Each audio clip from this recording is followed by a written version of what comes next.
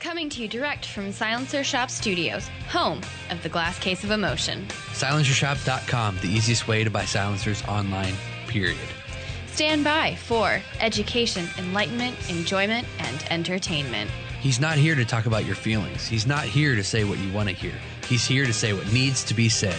Ladies and gentlemen, and children of all ages, please welcome your host, the pimp hand of America, Professor Paul Markle. Yes, indeed. And we continue with Student of the Gun Radio for yet another week.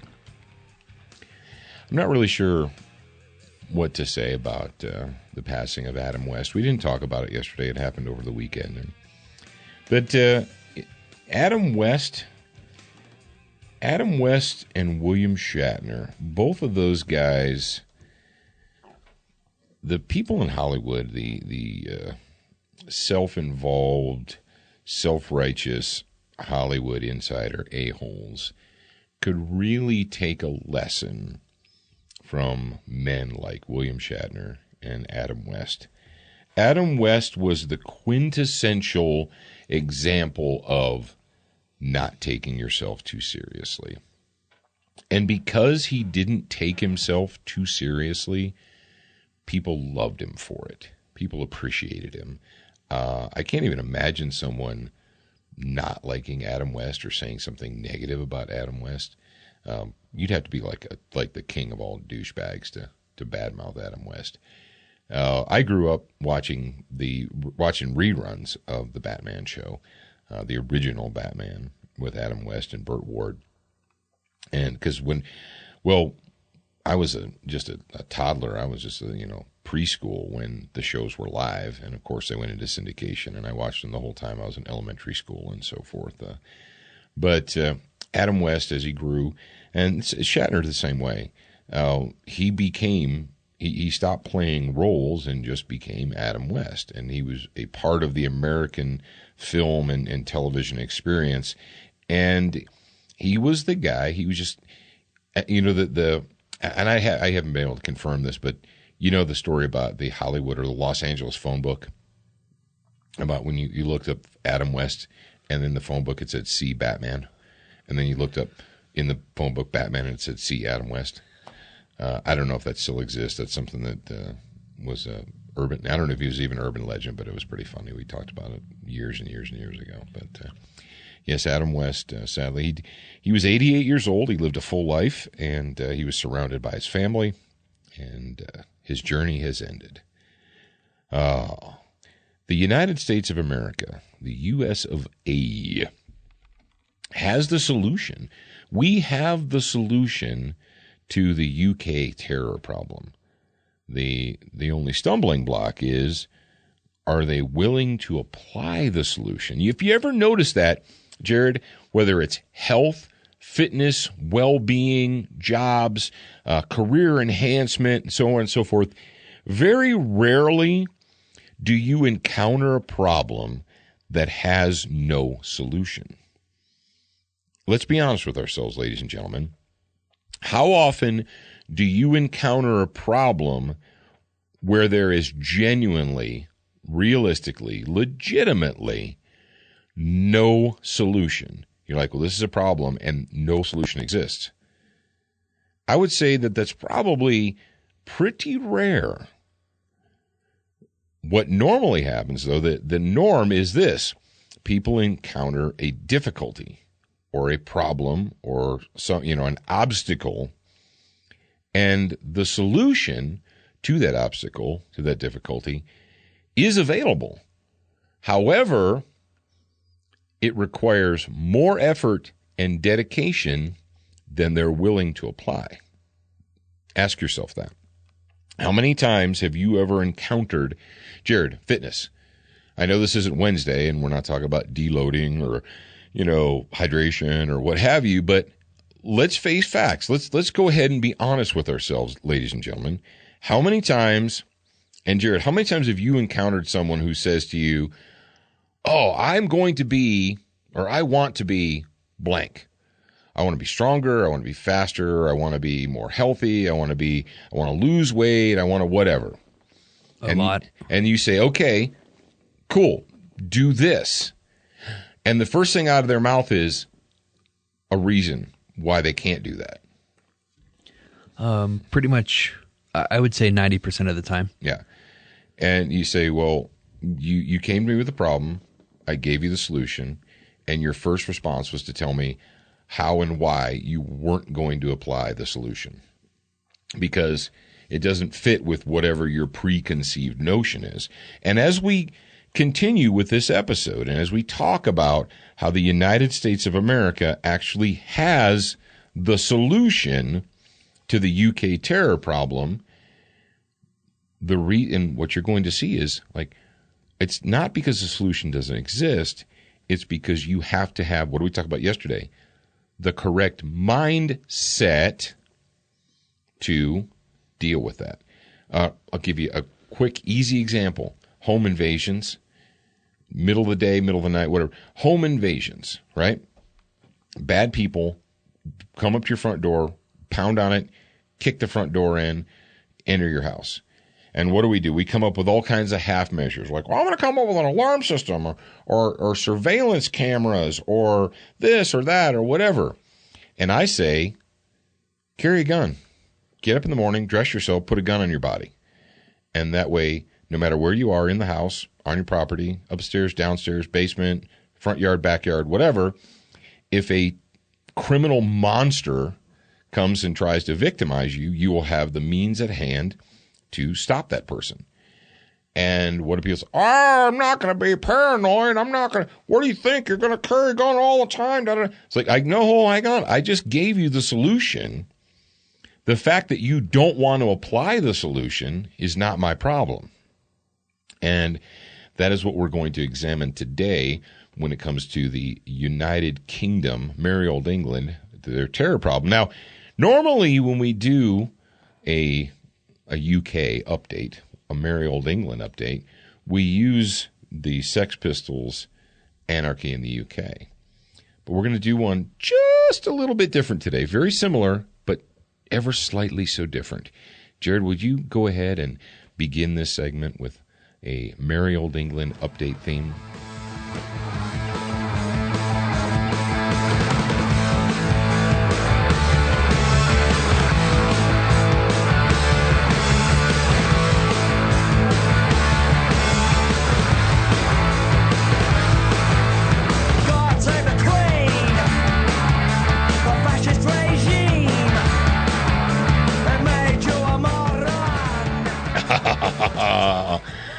Thank you very much, Johnny Rotten and the Sex Pistols.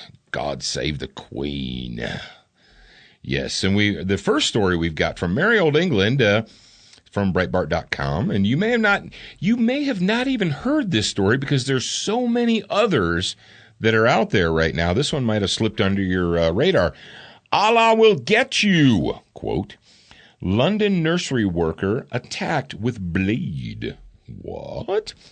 Counter-terrorism police have been alerted after 3 women, that's right, women, female personnel, allegedly shouting, Allah will get you, and quoting the Quran, stabbed a nursery school worker in North London. This is a story from 7 June 2017 by Liam Deacon. The victim was waiting at a junction in Wanstead around 9:30 a.m., middle of the day. Remember, bad things only happen at night and in bad neighborhoods. They never happen in the middle of the day. When she was attacked from behind by the trio, pulled to the ground and attacked with a blade. The women's injuries are said not to be life-threatening, but the nursery school that apparently she was adjacent to, is in lockdown. Really? Because that's what we do. That's what we do. The BBC described the attackers as 3 Asian women. Now, hold on a second. You racist Americans. You racist Americans. When I said 3 Asian women, what did you think? Immediately, your mind went to somebody who looks like they'd be standing on the street corner of Saigon, right? But remember, Saudi Arabia, Iran, Iraq, Syria, Jordan, they're all on this great big-ass continent that's called Asia. Yeah. So if you live in Russia, you're Asian. If you live in Iraq, Iran, Syria, Jordan, you're Asian, Jack. If you live in Afghanistan, Pakistan, you're Asian. So all you racist Americans that went immediately. So now, but think about that, Jared, how the BBC described them as Asians. Now, if they're Arabs or Syrian or people who look like they came from Syria, Iraq, Iran, and they describe them as Asian, Jared, do you believe that the average person, rather than seeing them as Southwest Asian, will imagine them as something else? Absolutely. That's why they did it. So, yeah, is that not interesting? But they declined to mention the reports of the Allah chant, instead said it was not being, check this out, the BBC says this is not being treated as a terrorist incident at this time. Why would you? Just because 3 psycho chicks scream, Allah snack bar, Allah's going to get you, and they start stabbing you, it doesn't mean it's a terrorist incident. I mean, just because Allah is going to get you and, shouting parts of the Quran and screaming Allah will get you, that doesn't mean, come on, let's not jump to conclusions here, people. Let's go ahead and back off with our racism, except that Islam is not a race, it's an ideology. That's right, it's an ideology.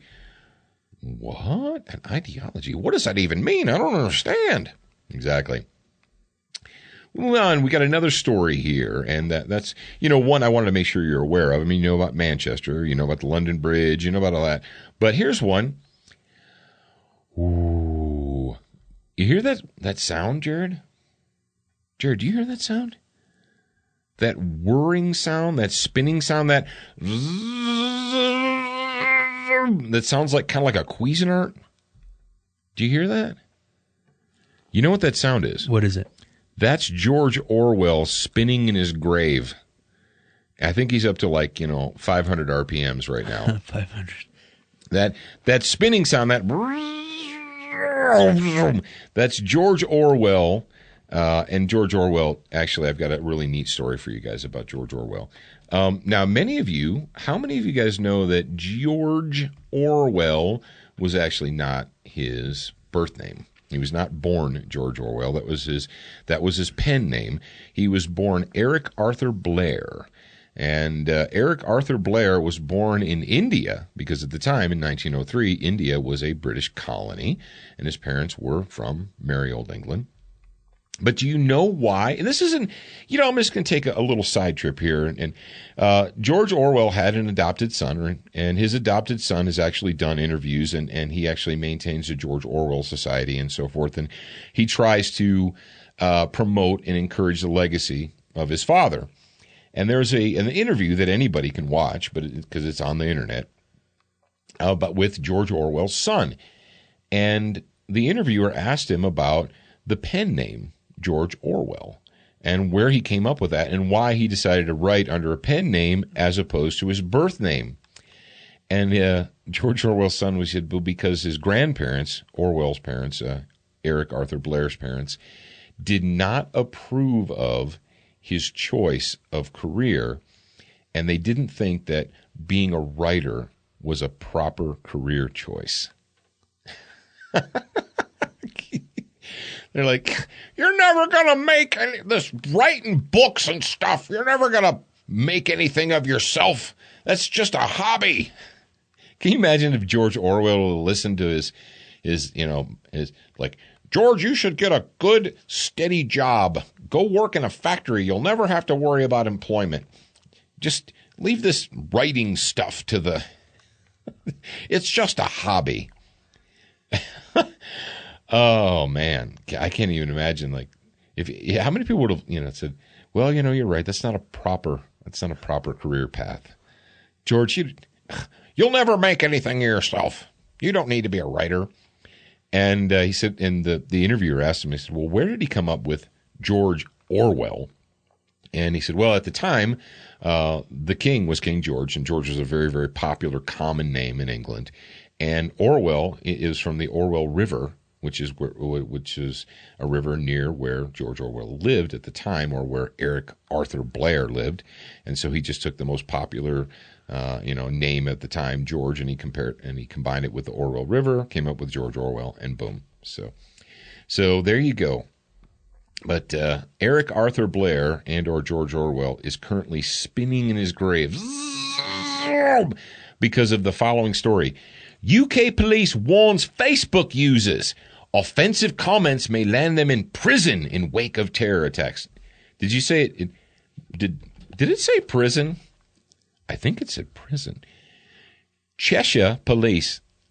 Do you suppose their shoulder patch has a smiling cat on it? Like, do you think their logo, like their big shoulder? Yeah, I can't take them seriously because of that. The Cheshire, is it Cheshire? Hampshire? Cheshire police are under fire for issuing a warning to Facebook users. Warning Facebook users to, quote, think carefully about what they are saying online in the wake of the London Bridge terror attacks, or they might end up in prison. Yes, here we go. This is what the Cheshire police are warning the disarmed tax slave peasants of merry old England. We would remind all social media users to think carefully about what they are saying before posting messages online, the force warns. Although you may believe your message is acceptable. Dude, this. I almost can't finish reading this because of the sound of the Orwellian irony that's going on. This story. Okay, not only did Eric Arthur Blair become a world-famous writer, and we are grateful to him for the warnings that he gave us and for his work, but he was so popular that a term was named after him, Orwellian. If a story could be dubbed as Orwellian, it is this story right here. This is the Cheshire police, the enforcers, the Bobby Gestapo says the following: although you may believe your message is acceptable, other people may take offense, and you could face a large fine or up to 2 years in prison if your message is deemed to have broken the law. Wow. Hey, America, United States of America, what did I tell you yesterday? The Democrat socialists who inhabit the United States, this is the future they have envisioned for you. They want offensive laws. They want language laws. This is what, when you buy into hate crime, okay, hate crime is thought crime. You need to understand that. Hate crime is thought crime. You become a thought criminal. Has anyone out there read the book 1984? The Thought Police?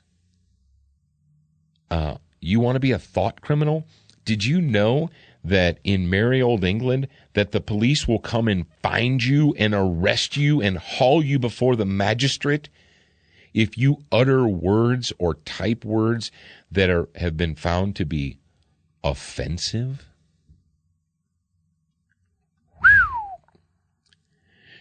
Cheshire Police would like to inform you that although they know of the 3,000 suspected extremists living in the UK currently under investigation, including 650 known jihadis, that means people that they absolutely know for a fact that have gone over to Syria and northern Iraq and fought against the infidel and fought under the ISIS flag, then come back to merry old England. They just wanted to let you know that they're going to ignore them until they actually detonate a bomb. Right.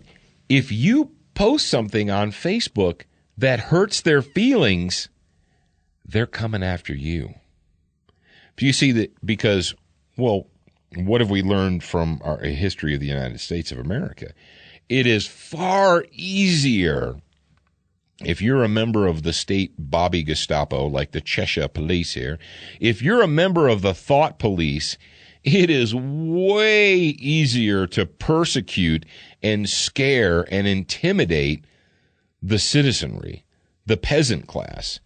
Because, you see, the peasant class, they're actually trying to live a normal, productive life. They actually have jobs and wives and families and careers and reputations and so forth. Now, if you're a 7th century death cultist, if you're a jihadi, if your goal is slaughter the infidel, you're not really worried about your rep. You're not really worried about your career choices and so forth, because who cares? They're just infidel dogs anyway, and if they get in my way, I'll kill them. All right?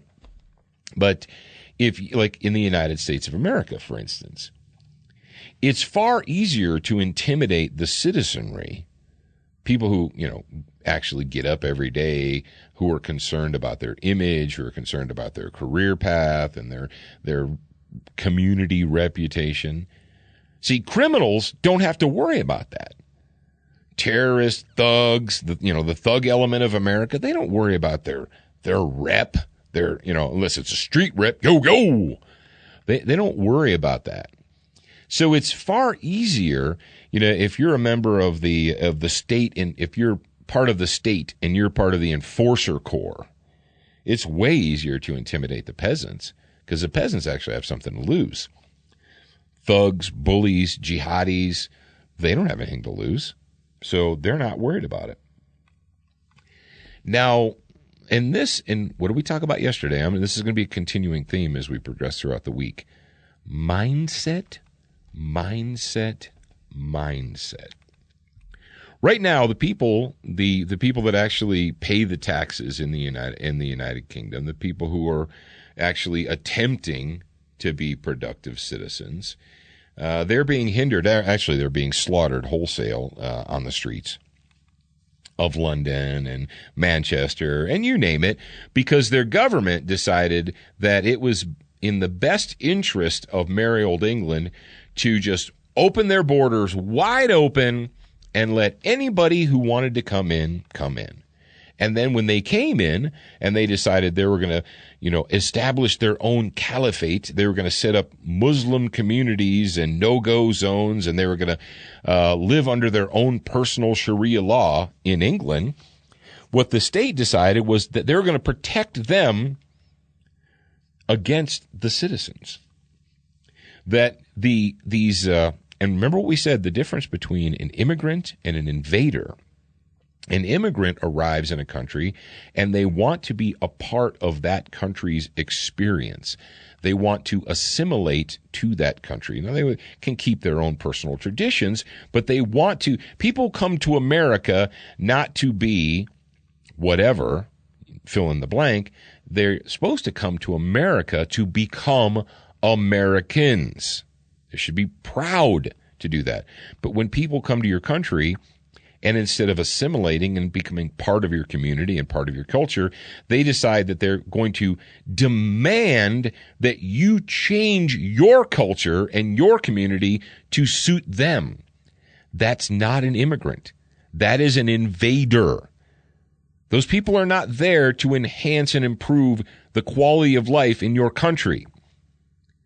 They're there to enhance and improve the quality of their own lives. Well, and if they have to stomp on you to do it, well, then so be it. So, what do we know right now? We know that the weak socialist puke bags of England have invited in tens of thousands, if not hundreds of thousands, of invaders. They opened up the gates. They let the invaders come in. And the invaders arrived and said, you will change to suit us. And if you don't, we're going to kill you. And even if you try, even if you appease us, even if you establish a thought police, even if you punish people who post offensive messages on Facebook, guess what? We're still going to kill you. Even if you go on Twitter like that special little snowflake did. Even if you go on Twitter and tweet about the dangers of Islamophobia, and if you go on Twitter and tweet, refugees welcome here, you can do that, and guess what?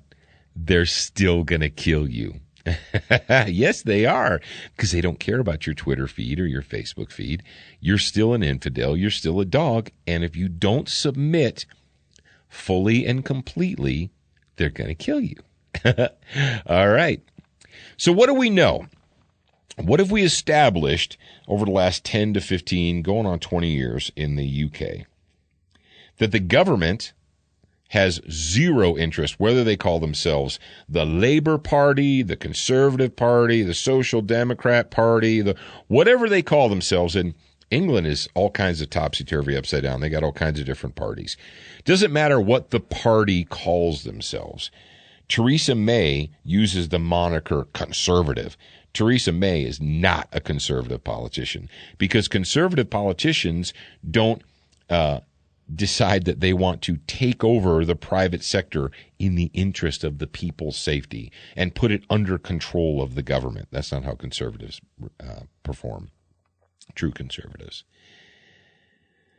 So, what do the people of England, what choice do they have?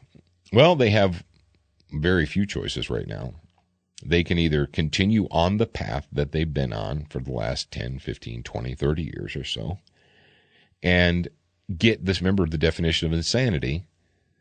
They do the same thing. After every single 2005, death cultists carried out an organized, planned attack against England. Killed and maimed scores of people all over England. And what did they do? Did they close the borders? Did they declare war? What did they do? Like, no, we need to make sure that they know that we're not racists and we're not Islamophobic, and we need to show everyone how much we love them. And so what did they do? They established a thought police, and they started punishing people for offending Muslims. And if you put bacon on the windscreen of a car, we're going to find you. We're going to launch an investigation, because putting bacon on a car is now a hate crime in England. But what has all that done? Has the jihadis slowed down? Have they changed their minds? No, they've ramped it up. So they keep doing more of the same, more appeasement. They get more. The more they appease the enemy, the more the enemy. You know, that sounded strange, Jared. It's almost like they see the weakness and it encourages them. It's almost like weakness encourages aggression. Don't you think? Isn't that strange? Yeah. All right. So listen up. If you're listening to me in merry old England, if you're in a basement, in a cellar somewhere, and you're listening very secretly because you're afraid that the thought police will find out that you're listening to my voice, I've got some advice for you. All right, listen up. It goes something like this.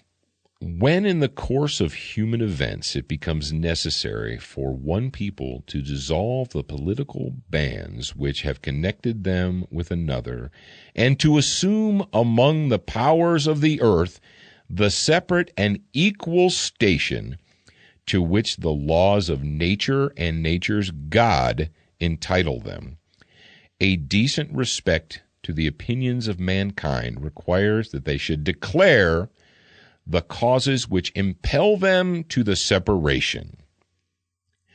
We hold these truths to be self-evident, that all men are created equal, that they are endowed by their Creator, acknowledgement to a higher power, with certain unalienable rights, that among these are life, liberty, and the pursuit of happiness, that to secure these rights, governments are instituted among men, deriving their just powers from the consent of the government, that whenever any form of government becomes destructive to these ends. I'm going to say that one more time, Jared, for clarity's sake.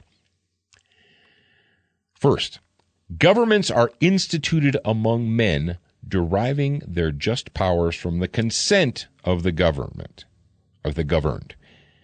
That when any form of government, social democrat, conservative, labor, whatever the name, becomes destructive to these ends, it is the right of the people to alter or to abolish it, and to institute new government, laying its foundation on such principles and organizing its powers in such form as to them shall seem most likely to affect their safety and happiness. Prudence indeed will dictate that governments long established should not be changed for light and transient causes. And accordingly, all experience hath shown that mankind are more disposed to suffer, while evils are sufferable, than to right themselves by abolishing the forms to which they are accustomed. Let me read that one more time. And accordingly, all experience hath shown that mankind are more disposed to suffer, while evils are sufferable, than to right themselves by abolishing the forms to which they are accustomed. But when a long train of abuses and usurpations pursuing invariably the same object evinces what? A design to reduce them to absolute despotism, it is their right, it is their duty to throw off such government and to provide new guards for their future security. Now, I know that many, many, many of you in the audience right now went to public school in the last 20 years, and that the words that I just read to you, many of you, especially if you're overseas, think, where did he get that? Where did that come from? Well, it was written and it was presented to the Continental Congress on July 4th of 1776. And it's called this little thing called the Unanimous Declaration of the 13 United, small u, Capital States of America. You may know it as the Declaration of Independence. Now, the Declaration of Independence continues, but I don't think that we need to continue on. What are you saying, Paul? Are you saying that the people of the United Kingdom need to revolt against their existing government? Is that what you're saying? Because that's radical.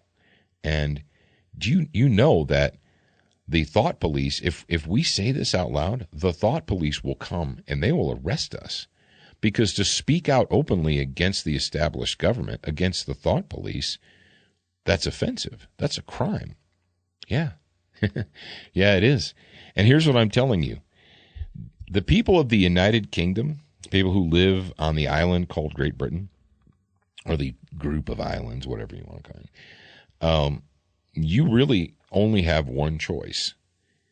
The people of that nation are going to have to openly, publicly, and demonstrably rebel against the existing framework of that country.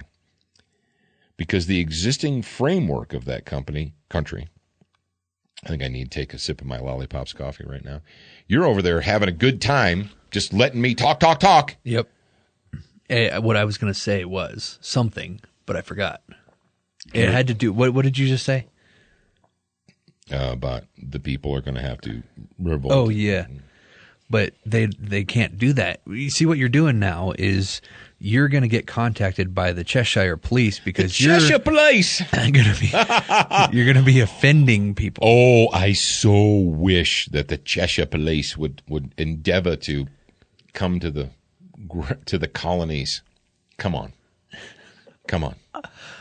I beg you. You're weak, pathetic, disgusting, the Bobby Gestapo. They're going to send them. They'll just call their friends in the FBI. They're going to send them over in their little neon, their what do they call it? Fluorescent yellow green. Their yellow green vests. I'm sorry, but the police in England, they're like clowns. Hey, that's mean-spirited. I'm sorry, you look like a clown, and you're pathetic, and I don't have any respect for you, so I'm sorry. When your desire is when you're more concerned with putting the screws down on your peasantry than you are with stopping the jihadi monsters that are trying to slaughter your people, when your main, we don't want to offend the monsters that are cutting off our people's heads. Yeah, we wouldn't want to offend them. Folks, we have a good time on this show, do we not? We do. But I'm 100% dead serious. There is nothing that can save the country of Great Britain from total destruction than for the people to band together and to throw out the existing liberal socialist government. You top to bottom, every single one of them needs Sadiq Khan. They have to be, because your government does not give two craps about you. They're more concerned with protecting the feelings of the death cult monsters that are slaughtering you than they are with keeping you alive. And, what did we read there in that crazy. And you know what's is funny, Jared, to me, or it's strange. I don't know if it's genuinely ironic, but the grievances that are laid out right there, when it says, indeed dictate that governments long established should not be overthrown. Okay, it says, when any form of government governments are instituted to what? To protect the life, liberty, and allow for the pursuit of happiness. Governments are instituted among men to protect the unalienable rights of the people. Not to dictate to the people how they can think, how they can speak, but to protect their unalienable rights. And when any form of government becomes destructive to these ends, that means when the form of government no longer protects the life, liberty, and the ability to pursue happiness of the people, ask yourself, if you are in merry old England right now, is your government, I'm not talking about health and safety, mate. I'm not talking about being a comfortable tax slave. Liberty, life, pursuit of happiness. Is the government of England protecting the unalienable right of the citizens to stay alive, to pursue individual liberty? The answer is not even close. You are disarmed tax slaves who don't even have the right to protest, because if you protest too loudly and someone is offended by it, we'll throw you in prison. Now, if you have the ability in merry old England to access the internet, if you can go into your basement or your cellar and you can secretly access it, we put a link into the Declaration of Independence. You can read it. We'll let you. I hope you do that before the thought police find you. Brownells did what? What did Brownells do? Brownells actually, last week, they did another promo code. And you know how I know that? Because I get their emails. And if you got their emails, you would know about their promo code. Now, if you were signed up for the Brownells Edge program, not the guitar player from U2, but the Brownells Edge, if you sign up for the Brownells Edge program, guess what you will always know about? You'll always know about the specials and promo codes and all that, and you're going to save money on shipping and all that good stuff. So why would you not do it? I don't know. It's kind of like Amazon for gun people. Century Arms, the sweetest smelling arms maker in the U.S. of A. Yes, indeed. And we've got all kinds of pictures of Century guns. I went out with the RAS-47, and I put that flash can on the front of it, and we did a little video so you guys can see it. fantastic combination. If you're looking for a really inexpensive muzzle device to put on the front of your SBR, your AK SBR, your AK pistol, your AK rifle, the flash can, and that's from CAC Industries. Good piece of gear, good piece of kit. Duracoat, we Duracoat our guns. Why? Why would we do that? I don't know. Because life is too short to have an ugly gun, beginning and end of sentence. You can get Duracoat from them at LauerWeaponry.com, or you can go to Brownells and buy it there. Just do it, man, and post pictures. Now, SWAT Fuel, the reason that we partner with SWAT Fuel and they partner with us is because we all agree amongst ourselves that we want you, the student of the gun listener, to have a stronger body and a sharper mind. No matter where you are in your journey of fitness and health and wellness and strength and all that, I don't care where you are right now. We want you to have a healthy body, stronger mind. And SWAT Fuel can help you. They can give you what you need to push you over the edge, to get you to the other side. And when you go to SWATfuelstore.com, make sure that you're using that promo code, because I want you to save money. Man, do we want them to save money, Jared? Yes, we do. All right, Jared says yes. You know what kind of makes me sad sometimes? Clowns? Yes. Clowns make me very sad. But also, in addition to clowns, the fact that sometimes I care more about people's end goal and where they end up in their fitness journey than they do. Then it seems like they do. Yeah. Use the promo code at SWATfuelstore.com, SOTG 2015. Frog Lube, green, minty, fresh. It is a bio-based lubricant. And they don't just have the green stuff, okay? They also have a solvent, which is clear, but it is also non-toxic. It's not going to ruin the rifling in your gun, and it's not going to screw up your optics and your scope and your electronics. And if I get it on my optic, is it going to ruin it? No. But I tell you what will, though. I tell you, recently I was at a place where some people were cleaning their guns, and they were outside on a workbench, and they were cleaning their guns, and I walked past them, and I was probably about 15 yards away from where they were outside in the outdoors cleaning their guns, and the smell of the solvent was almost overpowering to me 15 yards away outdoors. And I thought to myself, that's a lot of solvent. But you know what I did, Jared? You didn't do anything. No, I kept my opinion to myself. What you should have said was nothing, and that's what you said. That's exactly. I followed Mike Birbiglia's advice. What I should have said was nothing, because it's not my job to stop them from ruining the rifling in their barrels or what have you.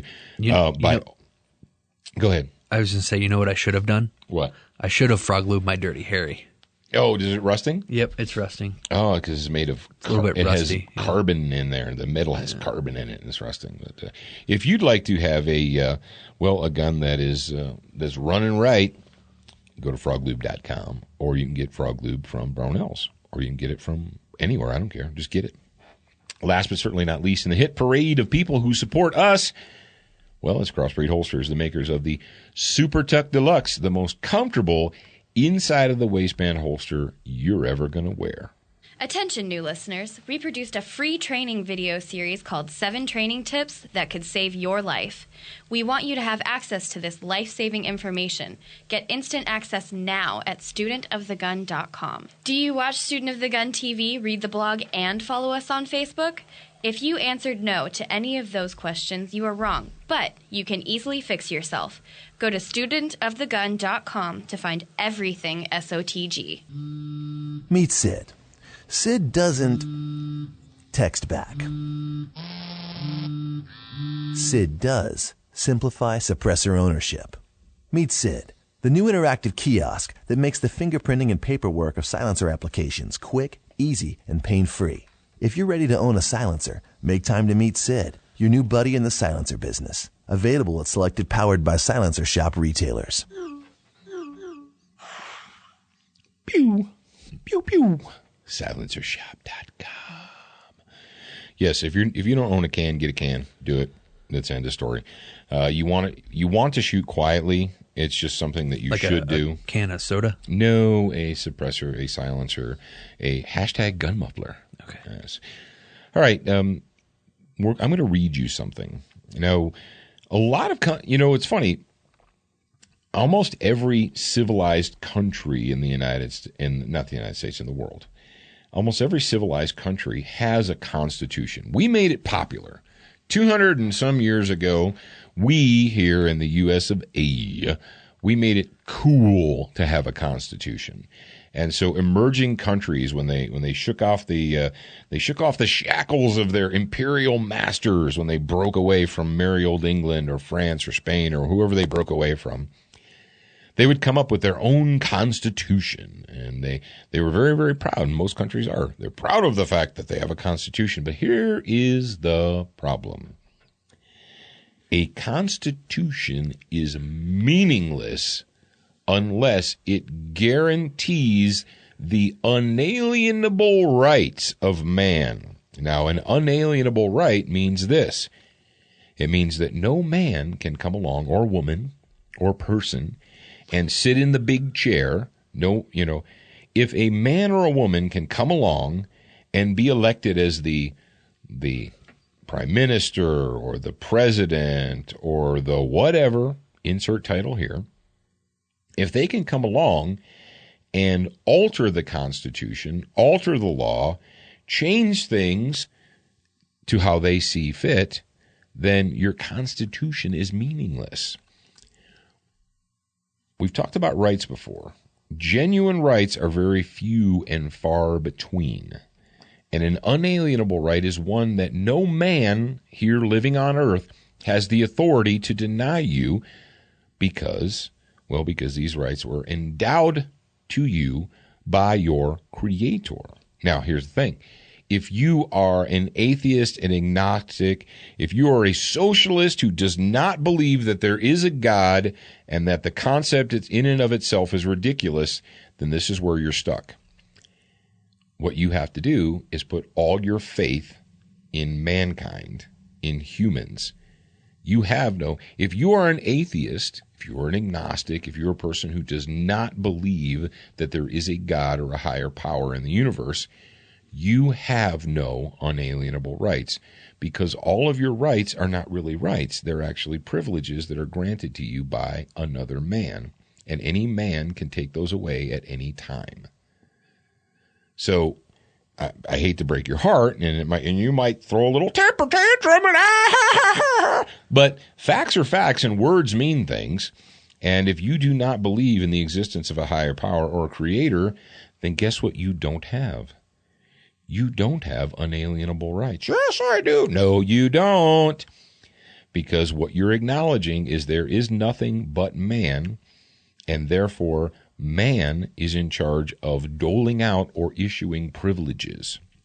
And that any man who comes along can take those away, because that's the way it is. Ooh, that kind of bunches you up, doesn't it? I know. Amendment number 1, Congress shall make no law respecting an establishment of religion or prohibiting the free exercise thereof, or abridging the freedom of speech or of the press or of the right of the people. So if you have a Gestapo that warns you that if the words you type onto your Facebook account have been deemed to be offensive, they're going to come find you, arrest you, and possibly throw you in prison, here's what you don't have. You don't have freedom of speech or of the press. Okay. Amendment number 2, a well-regulated militia being necessary to the security of a free state, the right of the people to keep and bear arms shall not be infringed. If you have to get a state-issued permit and license to own a single-shot shotgun, and the state can come at any time and inspect your gun ownership, you don't have the right to keep and bear arms because you don't have a free state. Now, we could go on, and I could read you the entire Bill of Rights, but let me tell you this. No constitution anywhere on planet Earth is worth the paper that it is written on if you don't have a declared Bill of Rights. And there's a reason why number 1 and number 2 are number 1 and number 2. Because if you don't have the freedom, the right to offend other people, you have no rights. And if they can come and take and lock you up for saying offensive things, and you have no means of defending yourself, ladies and gentlemen, you're a slave. Now, I put in, and again, for the people of merry old England, I put a direct link in today's show notes, and today is show number 607. You go down in there, and there's a direct link to the Bill of Rights. But understand this, free people of the world, socialism is not freedom. Socialism is slavery. And that's exactly what we've got in merry old England. That's exactly what we've got all over Europe. And that is exactly the plan that the liberal fascists, the people in the Social Democrat Party of the United States, that is the plan that they have for you. Whether or not you believe it or accept it is immaterial because it's there. All right. Tomorrow, Notre Dame, the Notre Dame jihadi, received an award from the European Union. What? You mean the European Union gave an award to a jihadi that's Dirk Allah, took a hammer and attacked a bunch of people at the church, the cathedral? What? I don't believe it. Oh, truth is certainly stranger than fiction, ladies and gentlemen. So be sure to join us tomorrow on Student of the Gun Radio. Until then, you're a beginner once, a student for life.